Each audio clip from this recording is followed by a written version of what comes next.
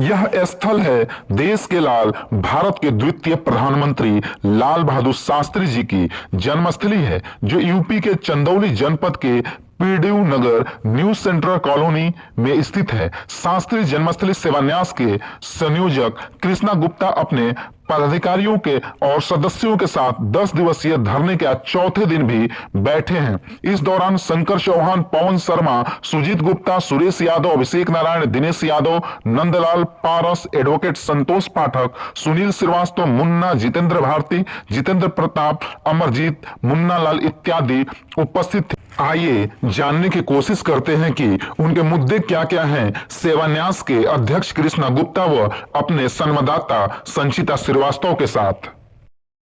यहाँ मैं आई हूँ, यह लाल बहादुर शास्त्री जी की जन्म स्थली है। यहाँ जो धरना चल रहा है कुछ दिनों से, आइए यहाँ पे हम लोग बात करते हैं। लाल बहादुर शास्त्री देश के दूसरे प्रधानमंत्री थे, वे रेल मंत्री भी थे और यहाँ पे उनका जन्म स्थली भी है और यहाँ पे कुछ दिनों से धरना भी चल रहा है। तो मैं कुछ लोगों से पूछना चाहती हूँ इस धरना के बारे में। आप अपना परिचय दीजिए। कृष्णा गुप्ता, संयोजक, पूर्व प्रधानमंत्री लाल बहादुर शास्त्री जन्मस्थली सेवान्यास मुगलसर चंदौली। आप लोग यहाँ पे किस उद्देश्य के लिए बैठे हैं धरना पर? हम लोग जहाँ बैठे हैं, देश के द्वितीय प्रधानमंत्री लाल बहादुर शास्त्री जी की जन्मस्थली है। कुछ ही दूरी पर है शास्त्री जी की शिक्षा स्थल। लाल बहादुर शास्त्री यहाँ से अपने प्रारंभिक शिक्षा प्राप्त किए हैं। आज हम लोग 2 जनवरी से बैठे हुए शास्त्री जी की जन्मस्थली पर।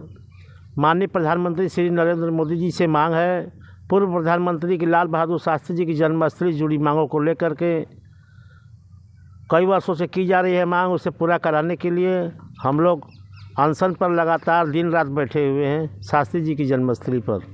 आप सरकार से क्या क्या कहना चाहते हैं इस माध्यम से? माननीय प्रधानमंत्री महोदय से अनुरोध है, लाल बहादुर शास्त्री जी की जन्मस्थली मुगलसराय में है, इनके नाम पर मुगलसराय जंक्शन का नाम हो। शास्त्री जी की जन्मस्थली का विकास हो। शास्त्री जी की जन्मस्थली को राष्ट्रीय धरोहर घोषित किया जाए।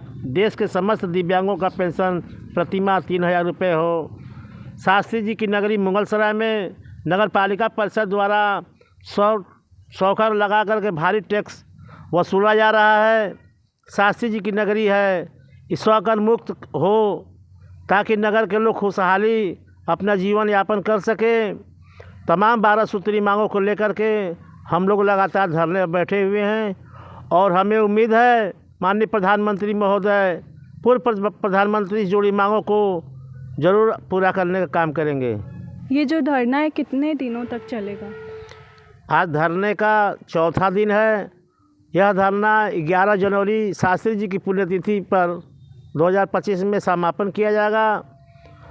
तब तक लगातार यह धरना अनशन जो है प्रधानमंत्री से नरेंद्र मोदी जी से यह मांगों को लेकर के धरना जारी रहेगी। आप प्रधानमंत्री जी से मिल चुके हैं और उन्होंने आप कहाँ उत्तर दिया है?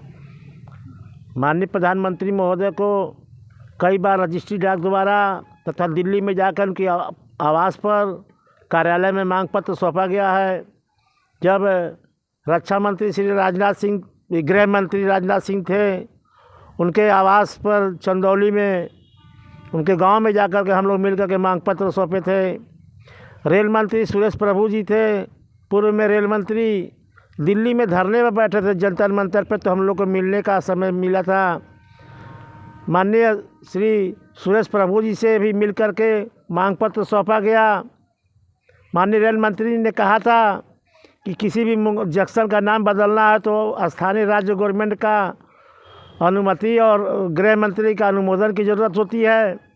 हम लोगों ने गृह मंत्री श्री राजनाथ सिंह से लखनऊ में उनके आवास पर जाकर पत्र दिया और मुख्यमंत्री श्री योगी आदित्यनाथ जी को लखनऊ में जनता दरबार में पत्र दिया गया, लेकिन मांगे पूरी नहीं हुई। जहाँ पे से हम लड़ाई अपनी लेकर चले थे, वहीं पर हमारा लड़ाई आकर के रुका हुआ है।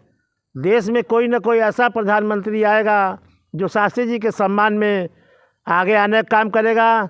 तब तक संघर्ष जारी रहेगी। जय जवान, जय किसान, जय जवान, जय किसान।